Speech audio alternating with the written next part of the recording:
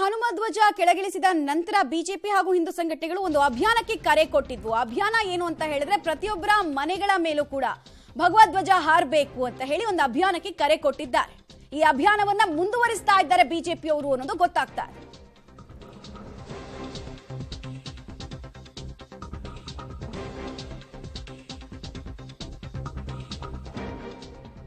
ಕೆರಗೋಡು ಗ್ರಾಮದಲ್ಲಿ ಹನುಮ ಧ್ವಜ ತೆರವು ವಿವಾದ ಬೆನ್ನಲ್ಲೇ ತಣ್ಣಗಾಗ್ತಾ ಇದೆ. ವಿವಾದ ಅಂದ್ಕೊಂಡ ಬೆನ್ನಲ್ಲೇ ಮಂಡ್ಯದಲ್ಲಿ ಮತ್ತೆ ಹನುಮ ಧ್ವಜ ಅಭಿಯಾನವನ್ನ ಬಿಜೆಪಿಗರು ಮುಂದುವರಿಸ್ತಾ ಇದ್ದಾರೆ.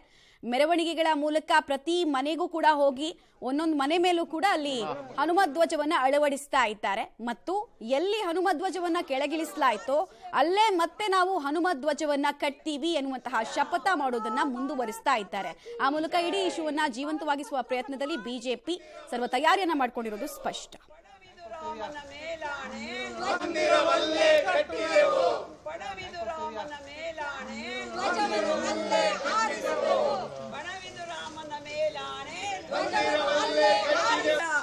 ಕರ್ನಾಟಕದ ಸುಪುತ್ರ ವಾಮನ ನಾಡಿನಲ್ಲಿ ಮನೆ ವಿರೋಧಿ, ದೇವ ವಿರೋಧಿ, ಧರ್ಮ ವಿರೋಧಿ, ದೇವ ವಿರೋಧಿ ಕಾಂಗ್ರೆಸ್ಗೆ, ಹಳ್ಳಿಯಲ್ಲಿ ಸೃಷ್ಟಿಸುತ್ತಿರುವ ಕಾಂಗ್ರೆಸ್ ಸರ್ಕಾರಕ್ಕೆ,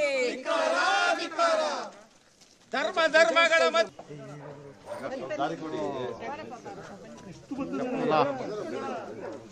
ಮೇಲಾಣೆ